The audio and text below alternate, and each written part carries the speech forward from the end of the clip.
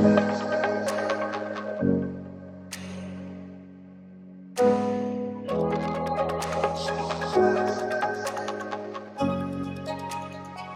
we're going to go ahead and get started today. Welcome back to this Spring 2026 Small Business Incubator. It is my hope that you enjoyed our Tuesday session with Ms. Stacy Scarcella from Plaid Pony Productions.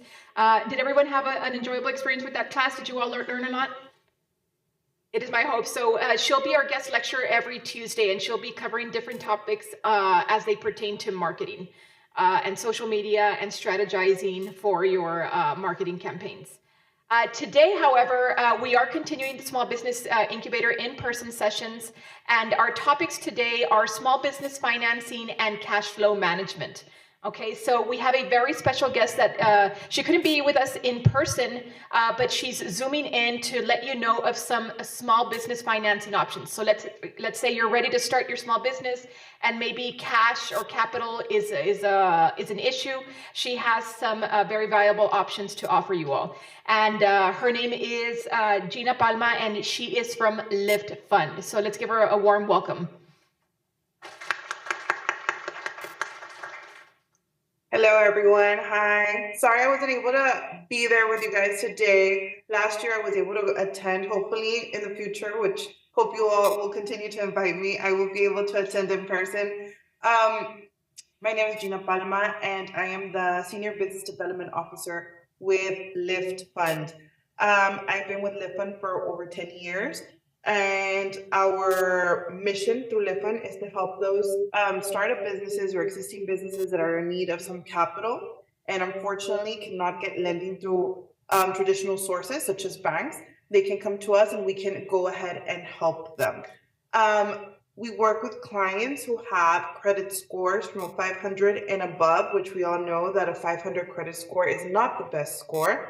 But we help our clients as long as within the last 6 months, you don't have any charge-offs, collections, or late pays within the last 6 months. So let's say you have something in your credit that's been over a year old or 2 years old. We really don't pay attention to that. We base ourselves with your history within the last 6 months. Or if you do not have credit, it does not mean you have bad credit. It just means you haven't started your credit with us. We work with loans anywhere from $1,000 to the above $1 million. It all depends on your business needs. But more than anything, we focus on businesses that need capital or maybe payroll, working capital, which they just need startup costs, or they're looking to purchase equipment for their business or for their startup venture. We finance. We do all types of loans. We try honestly to fit the needs of the clients and what they need, but not only what they need financially, because sometimes they come to us and they tell us, you know what, we want to start a business, but I don't know how to start it. Then we do work with different community nonprofits, such as a Small Business Development Center and such as LC College, to offer their services as well to teach you on how to venture into starting your business, because it is very important to know. I heard marketing plan, for you to have a marketing plan, for you to have a business plan, so you can understand how your business will progress throughout the years. And also because you also need me as a lender, where maybe you start with a loan today with a $5,000 note, and in 2 years, as your business plan goes and your history goes, you're expanding and you're growing and you need a larger loan, you come back to me and I can help you. I can help you, but you already started some type of history with us. At the moment, this is what we're offering.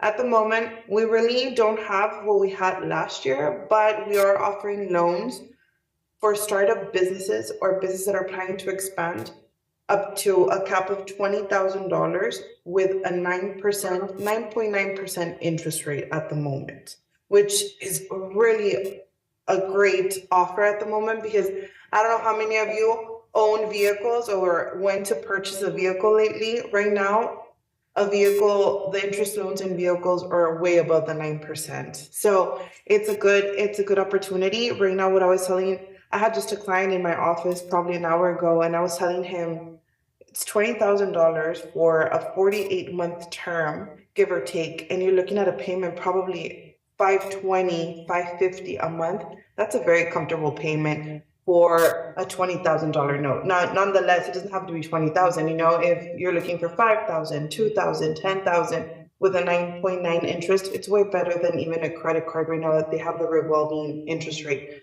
So just keep that in mind. Of course, if you're looking for something larger, right now our notes are anywhere from a 12.5 to a 14.5. But I just want to let you know that there are programs for you to start your business, especially with capital-wise. And LiftFund is one of those companies that can offer you that service. Do you have any questions for Ms. Gina? It's a LiftFund, Gina, it's a bank or it's a... We're a nonprofit organization. And that's what makes us so flexible with our clients when it comes to credit, capacity, and collateral, because we are not a bank, but the banks do refer their clients over to us so we can help you all. So we're lenient when it comes to credit. We're lenient when it comes to capacity, which is the income that's coming in, and we're lenient when it comes to collateral as well. So we're not a bank, so that's something you can take advantage of, and our rates are competitive at the moment. Okay, we have another question. Yes. It's because the sessions are being filmed, so I'm going to ask you to ask your questions in the mic. We have another question, Gina, 1 second. Yes. The more the merrier. Yes. Is the higher the loan would require the higher or better credit or more collateral? Do you require high credit or collateral, Gina? No, we work with a credit score from a 500 credit score and above. Depending on your score and your income is where we're going to base what is the amount that you would probably qualify for. But we are very lenient towards it. Like, for instance, just to give you an idea, if you have a 550 credit score, you would qualify for a loan anywhere from 10 to 15,000. Did that answer your question, Nate? Yes. Anybody have any other questions for Ms. Gina? Yes, we have another question. The mic is going over. Just out of curiosity, would if you take out a loan, does it immediately start that you have to start paying back within that month, or do you get like a grace period, just such as the example that she gave when you buy a car? Like when you buy a car, sometimes they also give you an extension period, like a grace period of like your first payment is not due for like 45 days, that type of deal. Did you hear that question, Gina? Yes, it's exactly the same. Your first payment will start in 45 days. Okay, good question. Thank you for that question. Any other questions for Ms. Gina Palma? No? Alrighty, I'll go ahead and display her her email in case you all want to reach out or have a need to apply for a loan through LiftFund. But if y'all don't have any questions, that's going to be it for her part of the presentation. Thank you so much, Gina, for joining us here today. We appreciate your time and service. I'm sorry, we have one more question. I just have one question. In order to apply for the loan, do we have to wait until this series of classes end, or we can start applying right now? Yes, no. She's not part of the LC Incubator. She comes and presents her services, but you can apply at any time. It doesn't have to be, until the end of the small business incubator sessions. You can start applying today. Do you have the website where they can apply, Gina? Can you type it in the chat? In the chat, I'm going to type in what's it called, the website, and I'm going to type in my phone number. So you all, if you feel like, if you can call me, you want to call me, text me, email me, whatever works best for you. I'm always here to help. I can't find. There we go. Okay, give me 1 sec. You asked for me to type in my. Your the website where they can apply. Website. Your phone number and email, if possible. But if you do reach out to me by phone number or text, it's a lot easier because you will find me there automatically. Did it come out in the chat? Yes, the website is, I don't know if you all can see it on there, it's www.liftfund.com, and that's www.liftfund.com. LiftFund.com, LiftFund.com. Sorry, my laptop is acting up on me. 962-5121. And my phone number is 956-962-5121. You're more than welcome to add me to WhatsApp or text me or give me a call. We can set up an appointment, or I can just give you some brief information over the phone. I'll be available for whatever you guys need. Can you drop in your email address also, Gina? We just got the email. Okay. I'm sorry, we just got the phone number. Can you drop your email address in case somebody wants to send an email?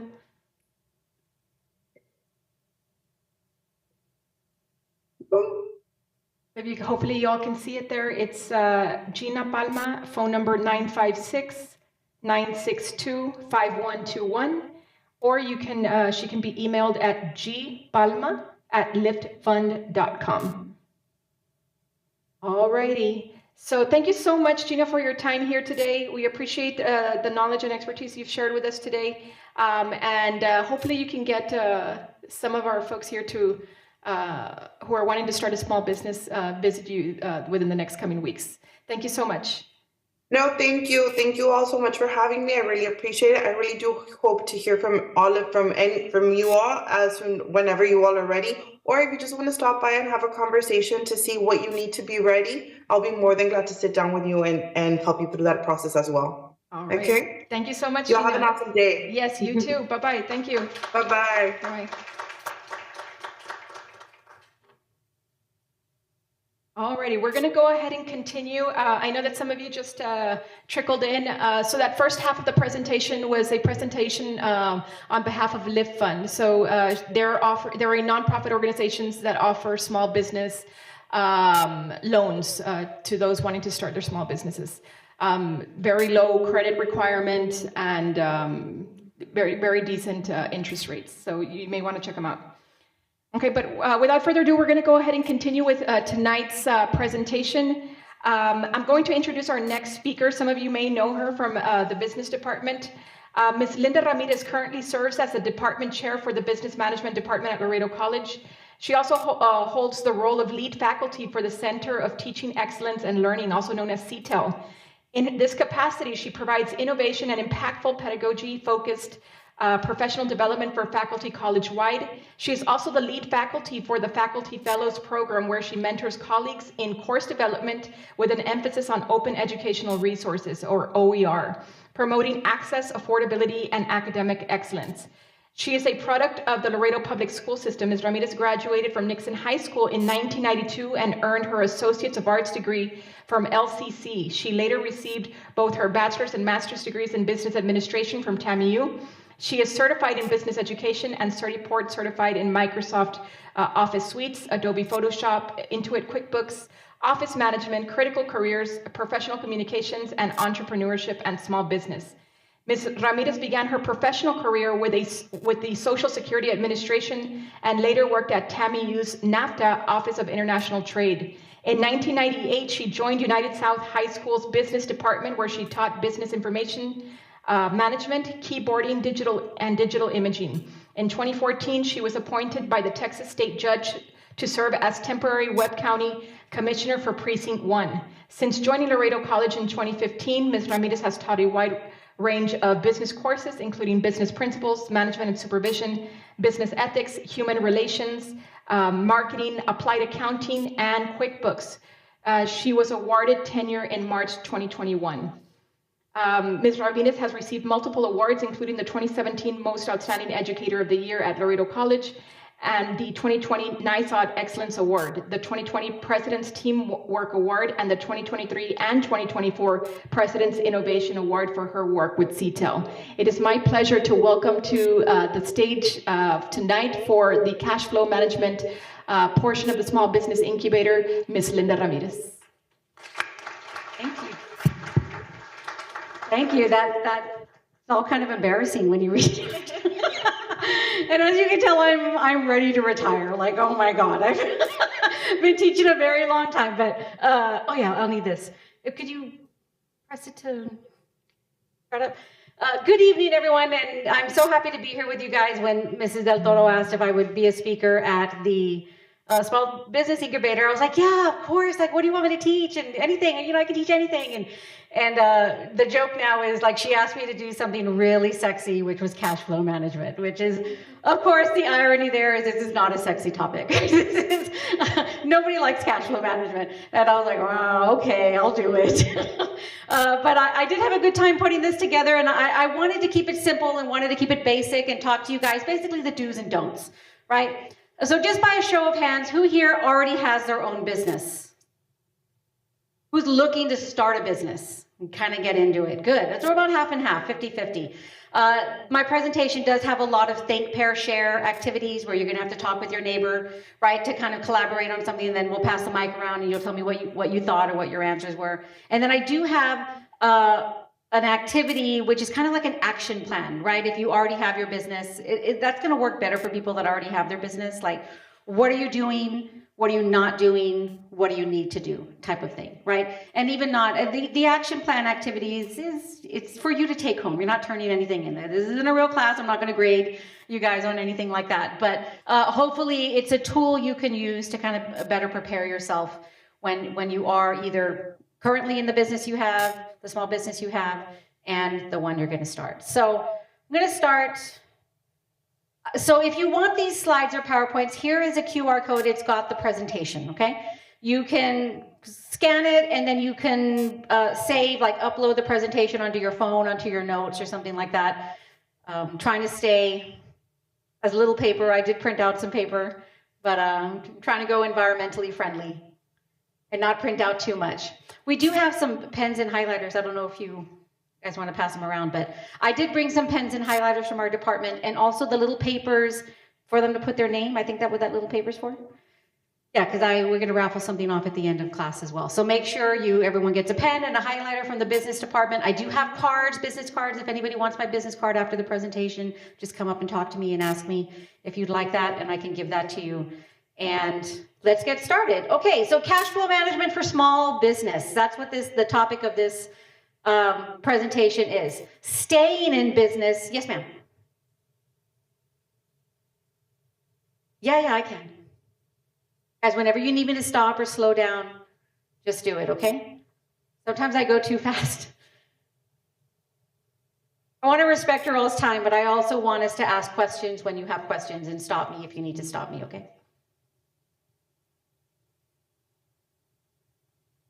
So these are going to be some practical strategies for entrepreneurs. So I do always start off all of my lectures with learning objectives, right? I want you all to know what we're going to learn in this class, what the expectation is going to be. We're going to define cash flow, and we're going to talk a little bit about how important it is to have a healthy cash flow, right, whenever you're running a business. Did we have enough of everything? Oh, okay.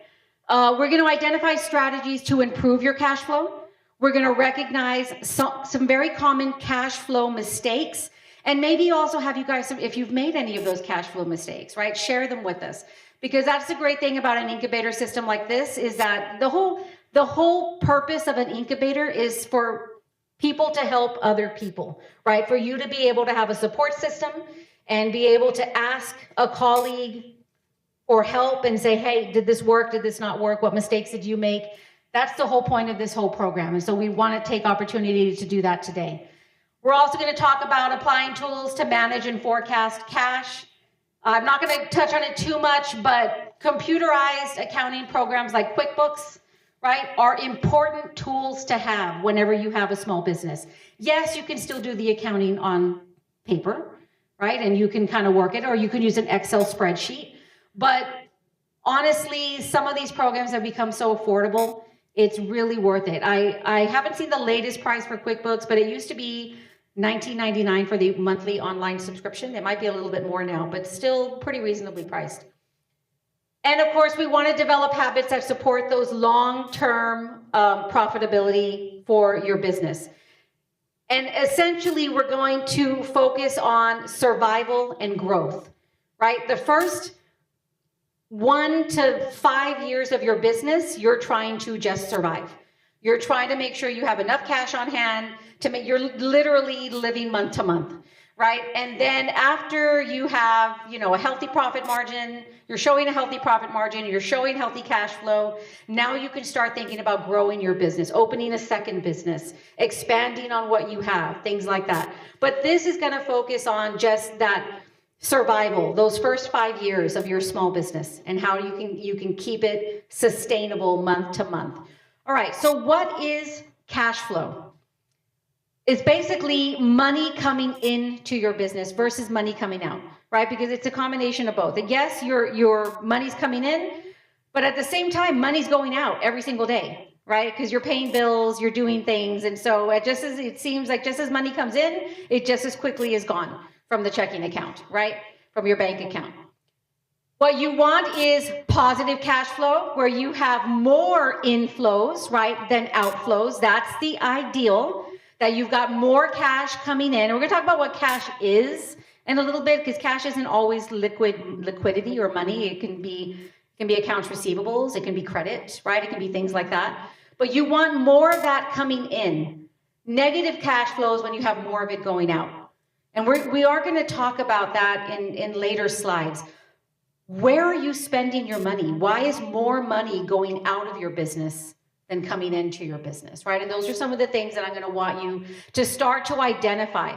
Is there anyone in that problem where you think, oh, I have too much going out? Yeah, well, part of this presentation and the activity that we're going to do is you identifying, what am I spending too much money on? Is my internet too expensive? Well, then that's some other addiction, right?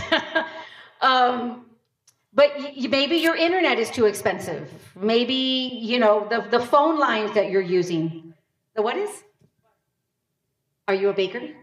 Butter is very expensive right now, yes. And those are examples I use actually in my class quite a bit, is how the cost of goods has increased, right? And the strain that puts on cash flow, whether it's through imports or through inflation, right? The last couple of years, 2 to 3 years, has been very difficult for small business entrepreneurs because everything has gone up.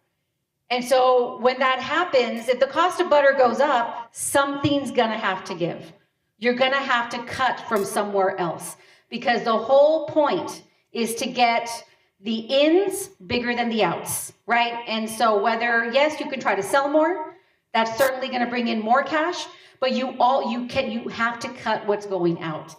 And sometimes it means, well, we don't want to cut the butter, right? But less expensive packaging, going with a different supplier, right, that can offer you better credit terms. Those are all options that you have on the table and things that you need to think about.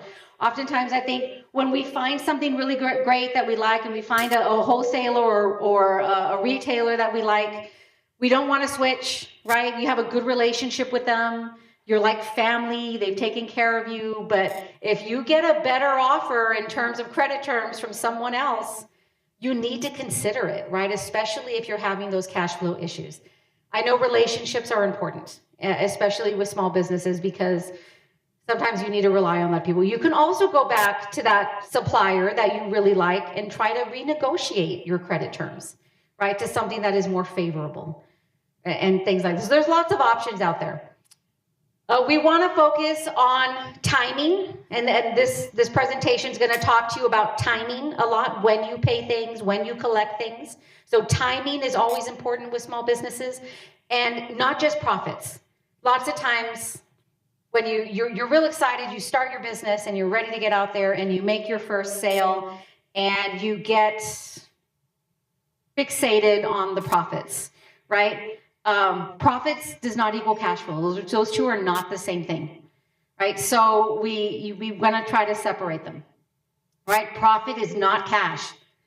A business can be profitable and it can still fail because they're unable to pay bills, right? Sustain the monthly to monthly expenses, things like that. So just because you have sales doesn't mean you are bringing in cash. And it also doesn't mean you're making a profit. If you have a bunch of sales and you do not have enough cash on hand, you might not be charging enough for your product, right? You might have underestimated the profitability margin, right? of the product that you're selling. Maybe you are underestimating your cost of goods sold. And you know, maybe you need to go back and look at the price of butter went up, and I didn't factor that into next month's expenses, right? You're literally living on a month-to-month basis, right? So every month you have to go back and reevaluate what your costs are and how much money you're actually bringing in, what you're selling. So why does cash flow matter? And I liked this picture when I put it in. Did you know that 82% of business failures are due to poor cash flow management? 82% of businesses will fail sometime within the first 5 years, simply not because they're not good, not because they weren't good ideas, not because they didn't have a phenomenal product or service. It's because they didn't have the cash on hand to pay the rent, to pay the employees, to buy the materials and supplies, the raw goods, things like that. That's why businesses fail. They make the money, they bring it in, and then they spend it on all the wrong things, like the Dollar Tree. No, I'm just kidding.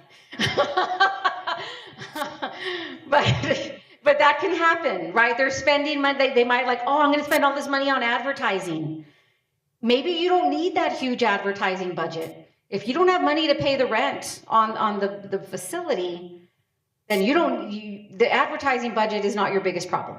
Right? So you need to start evaluating what is and what isn't. So why does cash flow matter? First of all, because the cash flow is not the profit. The cash flow is what you use to pay the bills and what you use to pay your employees. And that could include you. If you are an employee of this business, you pay yourself, right? That's why we say profitability and cash flow aren't the same thing.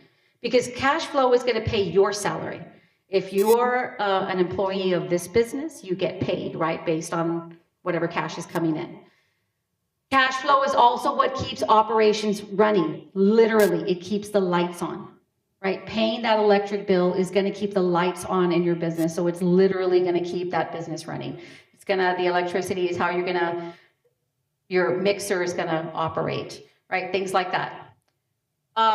It also helps to prevent debt accumulation, right? So you're not putting off debt. The longer you put off debt, the higher the interest rate is going to accumulate, the more money you're going to owe, right? And the bigger in the hole you're going to be, and you're going to have a debt ratio that's higher than what you expected. And yeah, you might end up having to close a business, file for bankruptcy, you do a bunch of different things, right? A bunch of options there. And good cash flow also helps support growth opportunities. Because remember I said back here, we're going to talk about survival and we're going to talk about growth, right? After the survival, we want you to get bigger. We want you to have, this is where I was, right? Yeah. We want you to have a larger business. We want you to expand. We want you to get a second building. We want you to, whatever it may be. The number one, I already said that, right? The number one reason small businesses fail is because of that cash flow management problem. Let's hear a little bit from you guys. Do you think about cash flow management? Rarely, yes. Right? Yeah, it should be on your mind. For those of you, and I can already tell, you're probably a creative person, right? And there's two things you need to be a good entrepreneur. One, entrepreneur, you need creativity, right? Because only the creative people, they come up with the best ideas and the most innovative products and things like that. But you also need to be grounded in the reality of business. I tell the most creative, when you have super creative entrepreneurs, I tell them, I want you to be you. I want you to do you and do the creative things. If you cannot do the business side of it, hire an accountant, right? Because they are going to help you with cash flow. They are going to help you with the bills and with they will handle your QuickBooks account so that you can remain the creative person. You're not going to get there on day one unless you got a super awesome loan from the lady from LiftFund, right? You might not be able to afford that accountant in year one. But that's always, the bigger you get, that's also a piece of advice that I want to give you. The bigger you get as a business and the stronger you are and the more that you grow, if the more you put into the business side, the less creativity you're going to be able to offer your business, right? So if you can afford it, and your business is healthy enough, I would, yes, outsource the accounting. Doesn't have to be with a CPA. They're super expensive. You can go with just an accountant.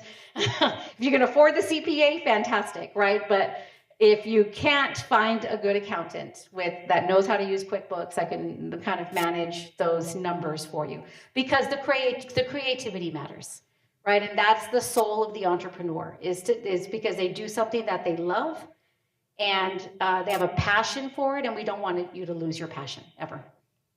So what do you bake? Curious. Some cakes and cookies? Yum. Well, if you ever want to bring some by.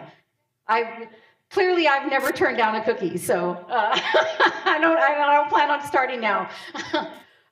The difference between, here's my first thing, share. The difference between cash flow and profit, right? Because I said they were two different things. So profit, the literal definition of that, right, when you look at it, is revenue minus expenses. So whatever money you bring in from sales minus whatever it costs you to the cost of goods sold, whatever it costs you to, and it's not just cost of goods sold, it could be cost of marketing, right? It could be cost of employees and salaries and all those other things. Cash flow is whatever actual cash and money you have available, which is different, right, from profits. Sometimes profits are tied up in other things, but cash flow is the money that you keep on hand so that you can pay bills, employees, suppliers, things like that you have. So that's not money. Once you pay all those people what you have left, you reinvest it essentially back into your business. Cash flow is also sales on credit. So it can be cash, like somebody pays with cash, but we also sometimes sell things on credit. And on the books, that is going to look like cash, right? It's going to look like money is coming in. You may not have that money yet. Like an accounts receivable.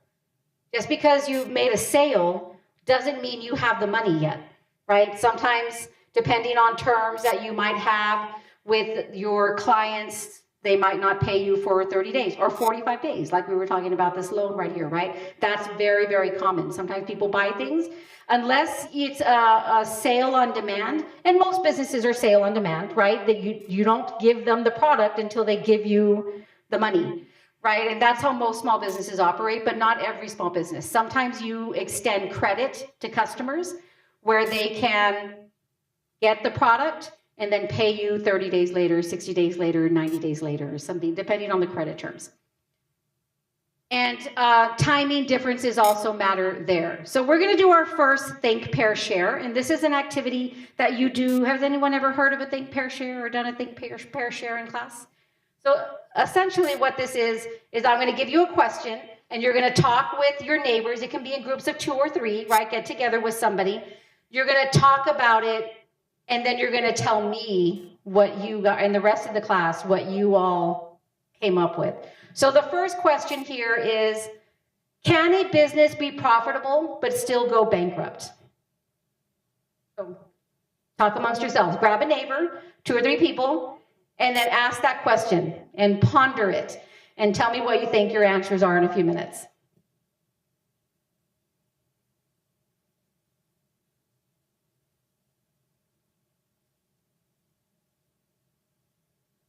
And I have a cheat sheet, but you all don't.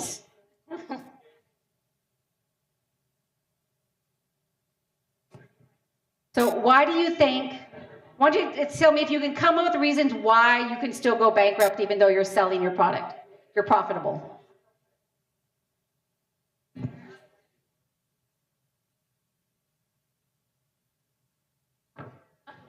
want to get pictures of them talking?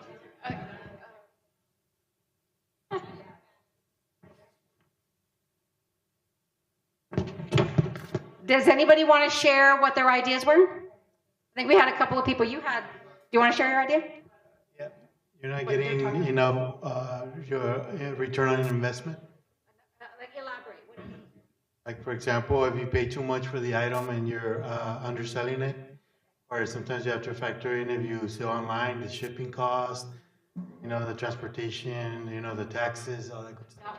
You got one of the reasons I have. Over here we have.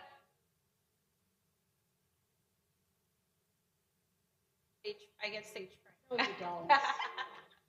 We have another one back here. All right, we're gonna start sharing out. Okay, so can a business be profitable but still go bankrupt? And we have someone in the back. I said yes. Okay. My name's Media. Hi.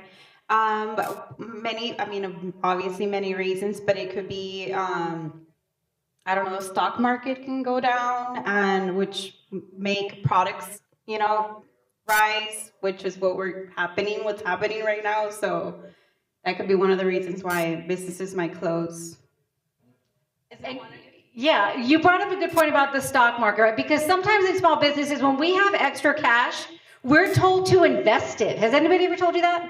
To do short-term investing in your cash, right? Because the saving, you have it in the savings or the bank is only making like 1%. And so they'll say, put it in a 6-month, like treasury bond or something like that, right? So you can, a CD, and it'll grow faster, right? So is that good or bad? It's a risk. It's not necessarily bad. No, I mean, you should definitely look for a high interest saving space. They right now banks are offering high interest accounts that are liquid, have more liquidity, right? That you can take out at any time. So right now, in the times that we're living in, I would rather recommend one of those. The downfall of one of those is that you need to have like $200,000, right? Or $70,000, $80,000, $90,000 before they let you open one of those. So they're good, but they're not for everyone, clearly, right? Unless you have that kind of cash on hand. Anybody else want to share what they talked about or what the ideas that they had? And the supply and demand is not there. You have inventory. That's a good one. Yeah, that's on my list. Too much inventory. You're carrying too much inventory, right? And then you're buying up every month you're buying more, but you're not getting rid of it at a speed to have the cash back on it. Yes, the longer inventory sits, the cheaper you're going to have to sell it, right? To move it, because eventually you're going to have to move it. And so you end up discounting the price on something. And not to say that you sell it below its value, but you're not selling it at the profit margin you would have originally sold it at, right? So I do have my cheat sheet because I don't know everything. The number one reason, right? How can business be profitable and still go bankrupt? Timing differences. A business makes a sale which could lead to a record profit, but the consumer hasn't paid it yet. Timing, right? You didn't collect. So you might have an account receivable, but you didn't collect it. And that's a very common problem with small businesses. It's like, me pagan después. Yeah. Well, no. Sale on demand, right, is what I recommend. Or lots of times you don't have time to collect. Has that ever happened to any of you? Like you have, you're so busy, right? You're like, when am I going to do collections? When am I going to call these people? When am I going to? Lots of companies will have an employee where that's all they do. That's why your doctor's office, what do they have? The billing department, right? All the doctors have a billing department. Why? So they can fill out insurance claims 24/7 if need be, right? That's this person's entire job is to collect money, either from the insurance department or company or from you or whatever it may be. When you have a small business, oftentimes it's only you. Maybe it's you and your primo, I don't know. But somebody has to do the collections. Okay, it's very, very important that you bring that money in after you've made a sale. Too much money is tied up somewhere else, like the stock market, an investment, a short-term investment, anything like that. You have it tied up somewhere where you cannot get it. It's not in a liquidity, some form of liquidity, right? And it's too hard to get the cash released. High expenses or no debt payments, right? Maybe you have loan payments. You took out a loan. Not from the one we heard from because she offers very good rates, but say you got a loan that's at 27% interest, right? There's a lot of cash tied up in that. And you're not going to be able, you fall behind on that and the interest starts to stack up. And just as a side note, I do want you to be very wary of like payday loans, small business lenders. I talk about that in class all the time. I know it's very tempting because you need cash really quickly, but those are unregulated lending agencies, and there's a lot of small print in those contracts, so you stay away from that. I'd rather you go to the woman that we heard from earlier, right? If you need something like that, don't get caught up in something you can't get out of, right? And often they do ask for some type of collateral to be able to secure your loan. Rapid growth problems. Nobody came up with that one. What if you're growing too fast? Too fast to handle, right? And you might think, well, it's a good problem to have. Not necessarily, because it takes cash to grow. Remember I said first you wanna survive, and then you want to grow. Don't think about growing too quick. You were gonna say something. Yeah, bigger rent space, more employees, higher electricity bill, more telephones, more everything, more trash. Believe it or not, trash is expensive. More trash, all of that stuff. And so you have to start paying for that. First you survive, and then you grow. And there's a few other things, right? But we got through that one. Right, let me find my clicker. So what are some cash inflows? Sales revenue, clearly, right? You need to make sales. It's going to pay you cash. It can be either cash or credit.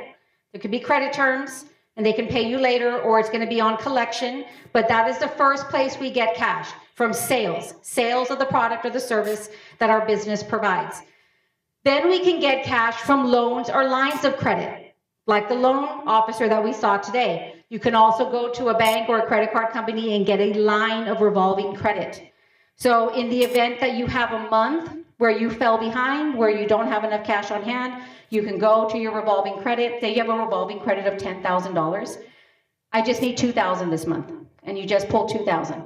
And the other $8,000 is there when you need it. When you pay the $2,000 back, you got 10 again, right? That kind of thing. So that's another great place that you can get cash when you need cash.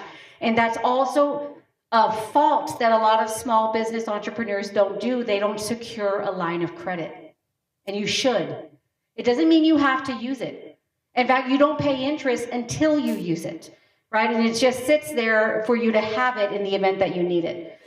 Another cash flow is those investments, right? The CDs and places that, or the high interest savings account, or someplace where you can put your cash so it can gain some interest. Or you can sell assets. That's kind of a last resort, but it's possible, right? For you to be able to sell off assets, to be able to quickly earn cash. If you need cash, like in a rush, you can sell something off. Don't sell your mixers, because you need those. Assets can be anything from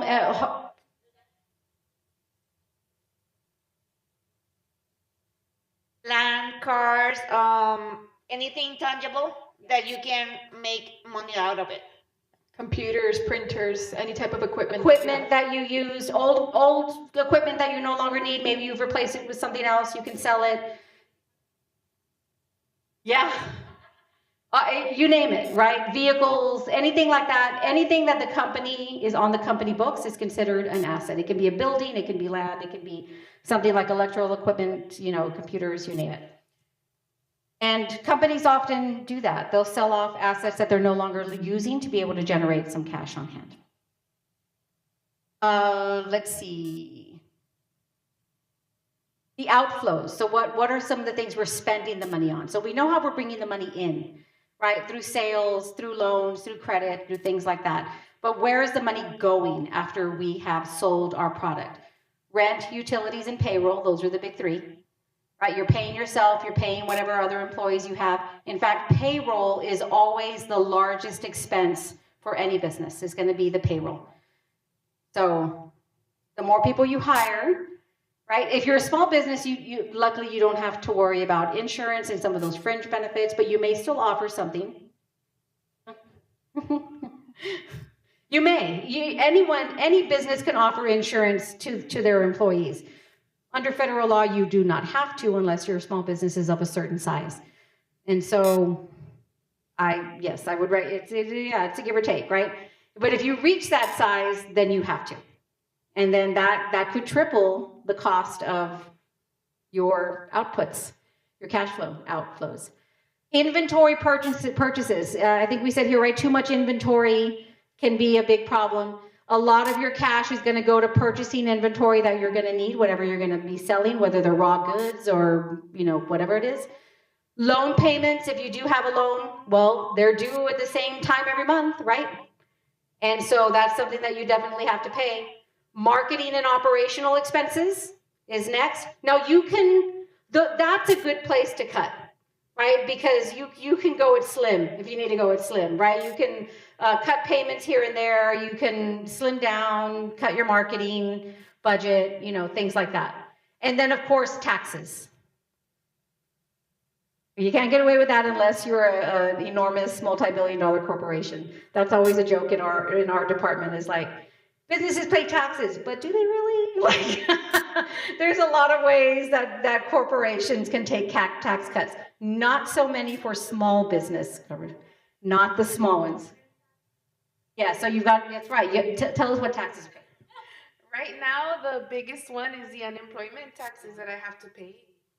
You have to pay unemployment, you have to pay the Social Security, the FICA, all of those things that you owe the federal government quarterly, usually, is when they collect those. You have to pay all those things. So it's not just the paycheck, right? There's a lot of other taxes that are involved in paying employees. And yes, they can add up. All right, so strategies. I have a few strategies, and then I have a few of the things you should do, things you shouldn't do. Any questions so far? I don't know if you look like you want to say something. Maybe not. All right. What time do I have? Oh, I need to hurry up. Tell me to shut up, guys, and just keep going. Okay, key strategy number 1, monitor your cash flow. Okay, monitor it. Keep an eye on cash every single month. Track daily, track weekly. But don't say, I'm gonna look at it at the end of the month. You're already too late. Okay, daily, weekly. That's why I recommend using something like QuickBooks, because every day you can log in and you can see, right? And it's going to give you a tangible, in-time, accurate number of what you have. So use accounting tools like QuickBooks, Xero, FreshBooks. QuickBooks is the most popular. It's also kind of the most user-friendly. Not very expensive, worth the expense, okay? Monitor your KPIs, your daily sales that are outstanding, things like that. Review bank balances frequently. How many of y'all have your banking app on your phone? How many of y'all look at it every day? Good. You should be looking at it every single day. 20 times a day. Let's not get obsessed, girl, okay?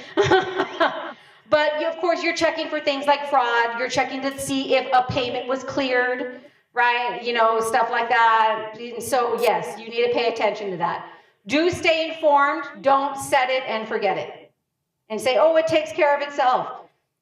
Another major mistake that small business owners make are automatic payments.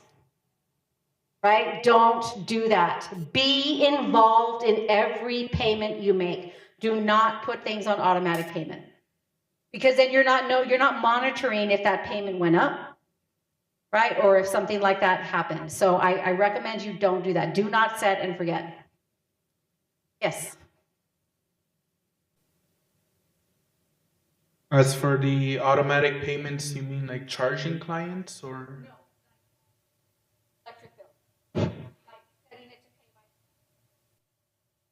by. Like from autopay, like when they take it out of your bank Automatically? without. Yeah, I don't recommend that. Not initially, not early on, right? Because that's how you're going to know, like, my phone bill's too high, right? Because you had to pay it and it hurt.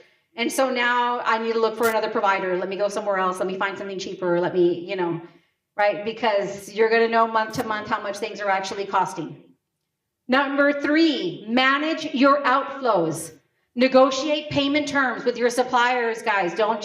You want your customers to pay you on demand, but you don't want to pay your suppliers on demand. You want credit terms with your suppliers, 30, 60, 90 days. That way you can get your raw materials and you'll have 30, 60, 90 days to sell them, right? To make what you're making and sell it back before you have to pay that off. Bless you. Negotiate credit terms. Very important. Delay non-essential expenses, right? If you can, we talked about, can I pay it back? And you asked, can I pay it back in 45 days? I think you asked that, right? If you can pay it back in 45 days, pay it on day 45. Do not pay it on day 29 because you have the money. Pay it on day 45. Okay, you wait until you absolutely have to pay things. Don't get rid of your cash before it's absolutely necessary. Prioritize those critical payments. The ones that are due, just like with time management, right? When things are time sensitive, that's what you pay first. And then anything that you can extend, try to extend. Avoid those overdraft fees, so important. Like pay it on day 45, absolutely. Because on day 46, the interest rate might double, right? So be careful with those overdraft fees, things like that. Do control spending timing. Be very careful about when you pay things. Do not pay everything immediately without having that being planned for, right? So I recommend delaying, but not to the point where it's going to cost you interest, right? Just pay everything at the end. The longer you keep your money in your bank account, the more interest you are earning on it, right? Or in that high interest savings account or anything like that. Yes, ma'am.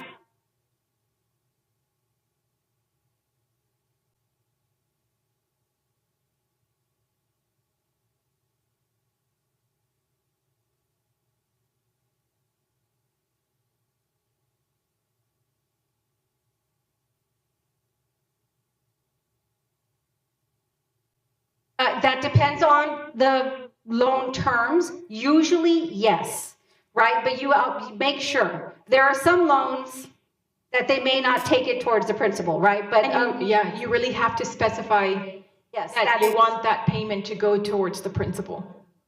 And look, if you can afford that, if you had a really good month, right? It's like making that 13th payment on your home loan. Everyone says make 13 payments on your home loan a year because that 13th payment goes towards the principal and it lowers it could shave, doing that over 10 years can shave like 5 years off your home loan, something like that. So do that. Good question. Strategy number 4, forecast and plan. Create monthly cash flow forecast. How much am I expected to bring in?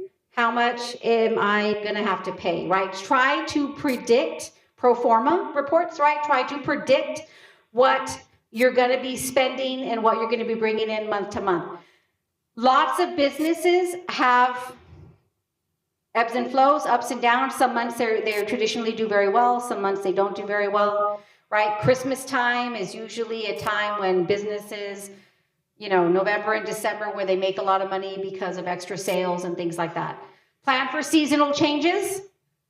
If you have a slow season, you might need to let go of employees during the slow season and then hire them back in the high season, right? Things like that. And those are those decisions that are actually going to make a huge difference in how much money you can keep. Identify future shortages early. If we can identify that we're going to have a supply chain issue, which a lot of businesses, that's what got a lot of businesses during COVID and even the time we're living now, is that they did not anticipate that there would be supply chain issues, and they didn't get supplies or goods or raw goods or materials that they needed on time, and they ended up closing their business. They did not anticipate, how much you would need.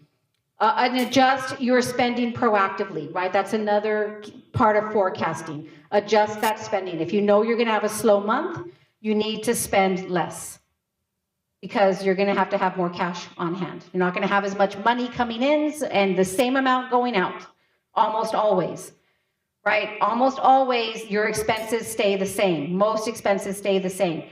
But your inputs, your sales and money coming in does not always stay the same. Sometimes you have really good months and sometimes you have really slow months.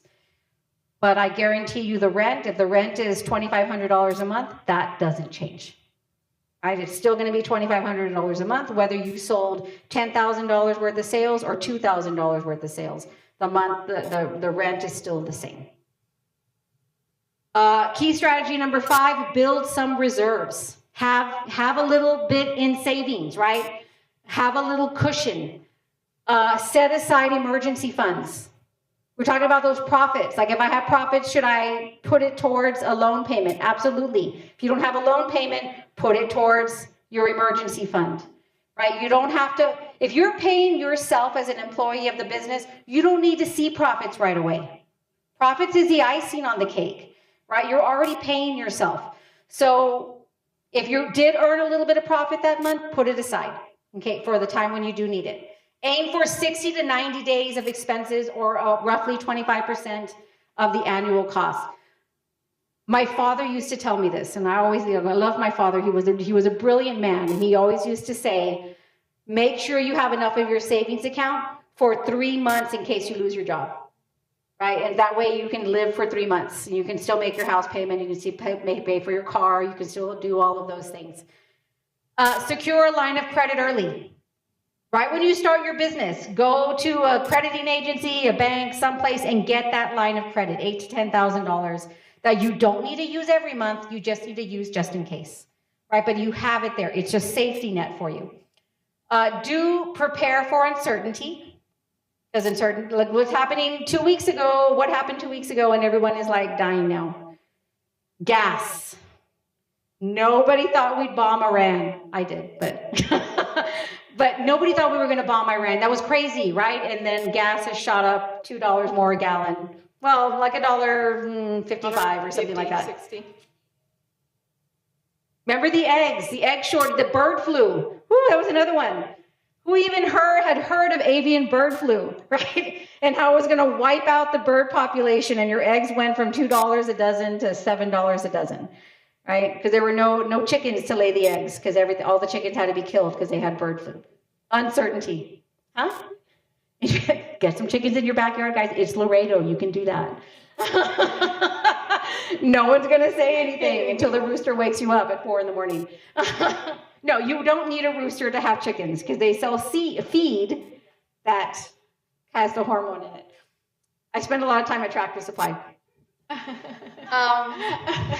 I don't even have chickens, but I spend everything else I get there. Pricing for cash flow. Price must cover things like cost, operating percents, expenses, profit margins, things like that. Avoid underpricing your product. Very important. Very, very important. The biggest mistake, how much of a profit margin should you be seeing? How much more should, what is it, 100%, 200%, 300%? What do you think? Like if it costs you $1 to produce the product, how much should you sell that product for? $50. 5,000% is actually not unheard of. I like to give this example in class where, and I can't, for the love of God, I can't remember the name of the brand, and it's like a designer handbag. And they make it in India. There was like an expose where they went undercover and they saw them making the bag, and they make it for $48 and they sell it for $4,800. No, what was a Birkin bag? Birkin are made in France, in Paris, France. They're Hermes, and those sell for like $228,000 for one little purse.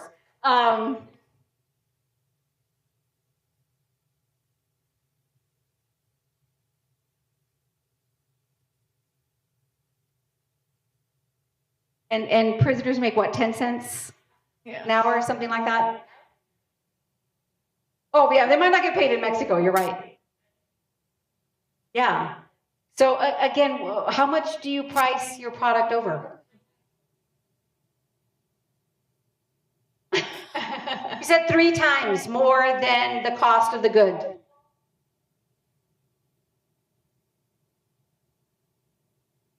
Yeah, certainly. Everything is based on supply and demand, right? And the demand for the product. The higher the demand for your product, certainly the more you can sell it for, always, right? That's just a basic economic principle, that if everyone wants your cake, then you can sell it for whatever you want to sell it for, right? As long as there's a buyer that's willing to buy it. Yeah. And little competition. If you have very little competition, then then you've cornered a market. You all need to invent something that no one has before, right? So you can be the first one into a market and make the most money. So the prices must cover your cost, your operating expenses, and of course, whatever your profit margin matters. And guys, it is not unheard of to have a 3 to 800% profit margin. I know you might think that that's insane. Like, why would I mark it up 800%? This is America, baby, and we're capitalists. That's why you do it, right? Like, if you can, then you do. You may not sell all your inventory at 800% profit margin. If you're left with inventory, you might lower the price, right? But the higher your profit margin, there you have room to lower it and sell it at a discounted price as well, and still make a profit. So think about how you're pricing. You may be pricing your items too low. And that's going to have an effect on the amount of cash you have coming in, right? The higher your profit margin, the more cash you are bringing in. Now, we're not saying to be unrealistic, right? We live in a reality, and you still have to price your item at a price that someone is willing to pay for it. If they're not willing to buy it and it sits on the shelf forever, you know you've priced it too high. Price for sustainability, but don't compete solely on price. And in business, whenever you're making, you have a business, you can competitively compete in the market of price strategy, of quality strategy, right? There's lots of different strategies that businesses can use, and yes, price strategy is a very important one. But you also want to market quality, right? Or purpose. Oh, yes, service-oriented, right? Things like that. So you always want to keep those things in mind. Price should only be one of the factors that you're using. I am going to skip the activity. I will give it to you to take, right? So you can do your activity on your own, because it's already 7 and I don't want to take all your time. Now the pitfalls, common pitfalls. Like, what are we doing wrong? And a lot of us do stuff wrong, right? 82% of small businesses, as a matter of fact, are doing something wrong. One, you have too much inventory. You nailed it, right? You said that. All your cash is tied up in something, tied up in the inventory. You bought tons of inventory and you used all your cash on that. Now you don't have cash to pay the employees, all right? Because maybe you were counting on selling it all. Storage and spoilage, right? Now, if you have an inventory that doesn't spoil, okay, or doesn't take up a lot of room, right? That's the storage part, because you might have inventory that's very large, very bulky. You need a warehouse, and that costs money, right, to be able to store that. Or it's something that is perishable, right? And perishable goods go really fast. So you want to use just-in-time inventory, right? Buying inventory as you need it. Think like a restaurant. They buy lettuce on the daily. Why? Because lettuce goes bad in a day or two. It's going to get limpy, it's going to get brown, it's going to get ugly, right? So they don't buy lettuce for the whole month, because gross, right? No one's going to want to buy your burger if you've got, month-old lettuce. So think of it from a just-in-time inventory standpoint. I'm only going to buy inventory when I need it. Absolutely when I need it, right? Because one, I have no place to put it. And two, it's going to go bad or something along those lines. Pitfall number 2, ignoring the small expenses, right? Because we think, it's no big deal. The gas bill is $32, whatever. You know what I mean? Like, it's a little one. I'm not going to worry about it. The Dollar Tree expense. Every expense counts. Small costs add up. Things like subscriptions that you might have to something. So, your Hulu, do you need Hulu for your office? Canva? There's lots of free stuff out there, right? Start to look around and see what you can replace what you're paying for with something that's free. Subscription fees, utilities, you might be able to cut back on utilities, right? If need be, you've got to try, if it gets tight, you've got to, tighten the belt a little bit, right? And always do a regular expense audit. Every month, how much are you spending on even the little things, and what could you possibly cut out? That's kind of like what the activity was asking you to do, right? And that's why I'm going to send you home with the paper so you can kind of work on it and evaluate and analyze your own business, those of you who have businesses. Here's another quick question. What's one small business expense businesses often overlook? Think pair share, right? So talk to your neighbor. A small business expense that you think small businesses often overlook, that they don't think about, and then, oops, it caught up to you. Anybody want to? What's one small expense businesses often overlook?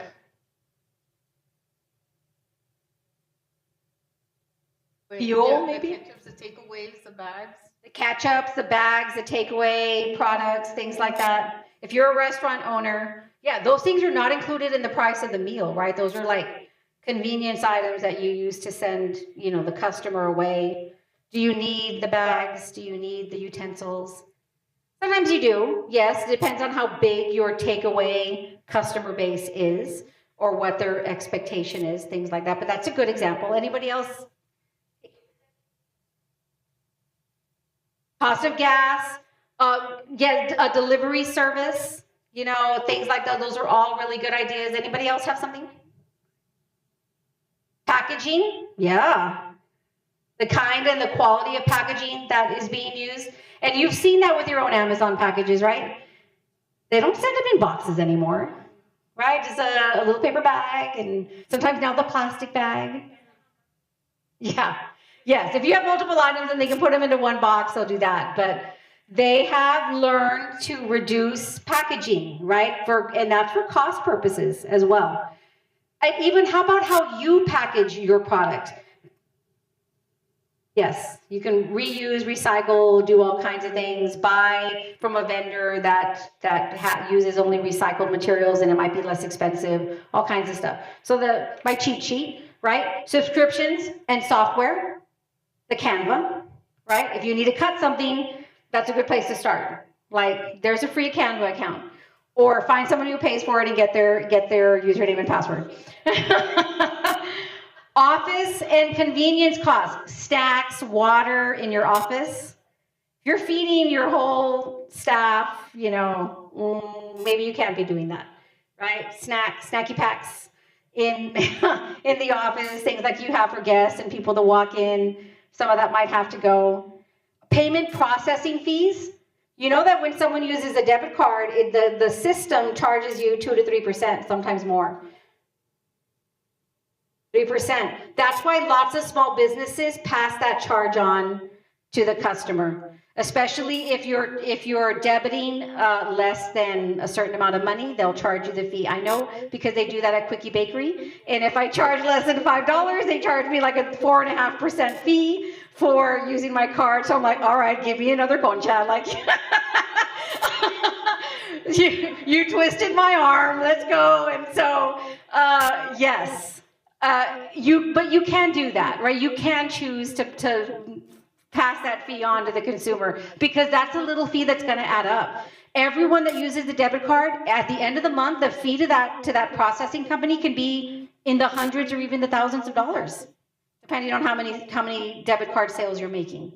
So yeah, it can add up, and you've got to keep an eye on them. Shipping and delivery costs, that was another one. Utilities and digital services like internet upgrades, phone plans, cloud service, those are all kind of things that can start to add up. Right, dig in for my thing again. Number 3, poor credit management. That's another pitfall.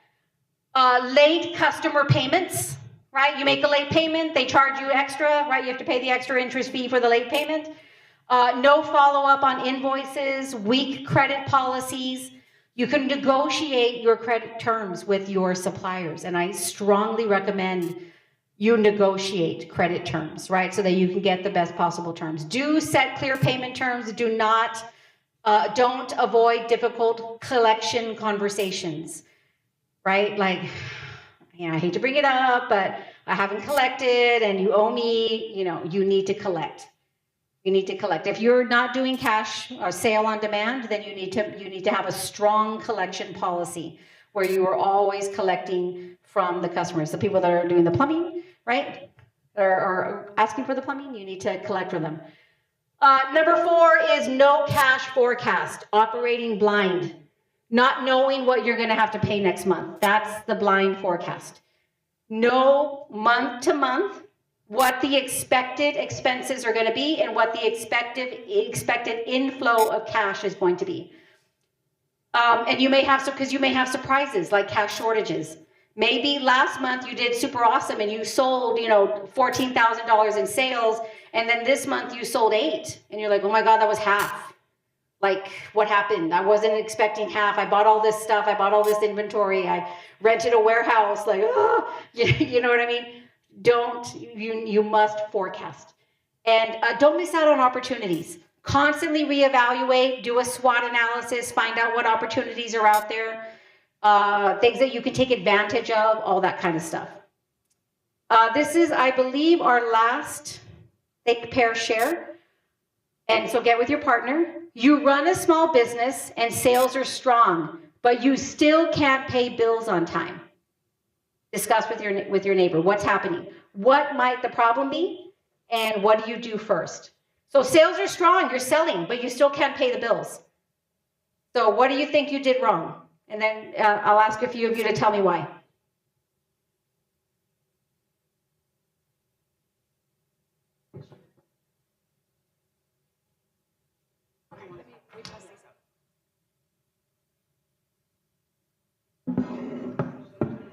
We're going to be passing out a cash flow planning worksheet that you can add to your forms. So why do you think you're selling, but you're selling and you don't have cash? So what's not happening? There's no cash on hand. Why is there no cash on hand?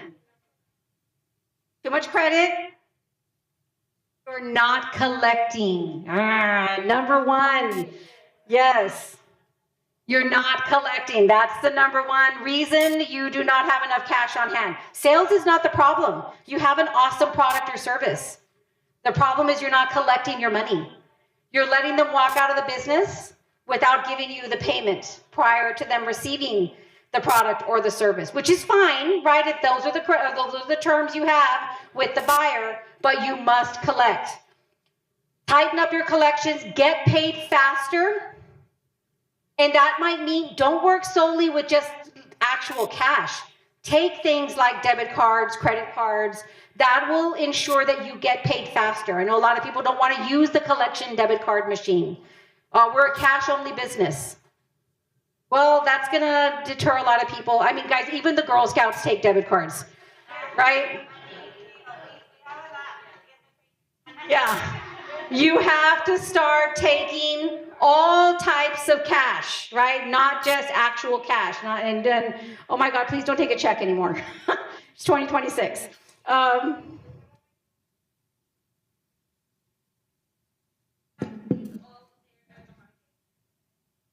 Take Venmo, take Cash App, Zelle. You know what I mean? All of that. I mean, my nail tech takes Cash App. My hairstylist takes Venmo, right? That's how I pay them. And that's okay. You can take those things. You just have to be able to manage them. Reduce your inventory levels. If you don't have enough cash on hand, you're probably putting a lot of cash into your inventory. Monitor cash weekly, not monthly. Daily, right? Some of you said you check that bank 20 times a day. That's okay. You can check it 20 times a day. All right. And this is just the summary, right? Do's and don'ts. And this is what was on our list, right? So make sure you do all the do's and make sure you start cutting out the don'ts because you don't want to be doing those things. It's hindering your cash flow. Yes.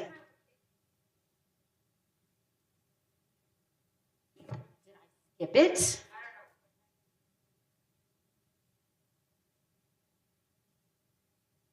Okay.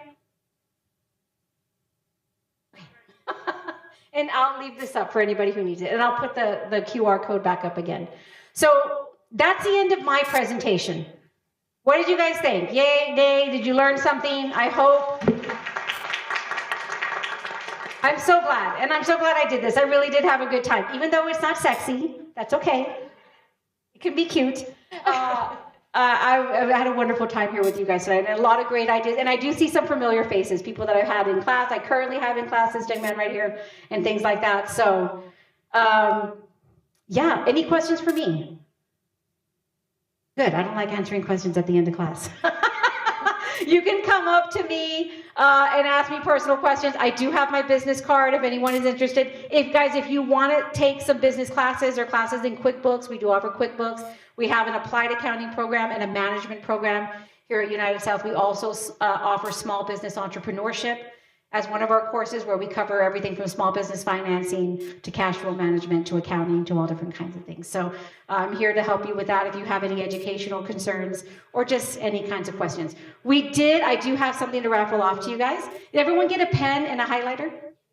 Very good. That highlighter is erasable, by the way. Wow. Super high tech. I think they made it at NASA. I don't know. I don't think they did. Who is Carla Cuellar? Carla Cuellar. Carla Cuellar. She's the winner of the raffle. Winner of the raffle. You're going to get a backpack from the business management department. And I like your style, girl. You got a lot of flair. I love it. Yes. Other than that, guys, have a wonderful evening. Good night. Thank you, because I did go 15 minutes early, so I apologize for that. But if you've taken class with me, you know that I never shut up. So you just got a little taste of if you actually took class with me. Love you guys. Have a wonderful evening. I'm here for you if you have any questions afterwards. Okay, thanks. Thank you so much for attending this session of the Small Business Incubator. We resume again online Tuesday. Okay, so we'll see you everyone on Tuesday with Platform Productions. Alrighty, thank you and have a good night.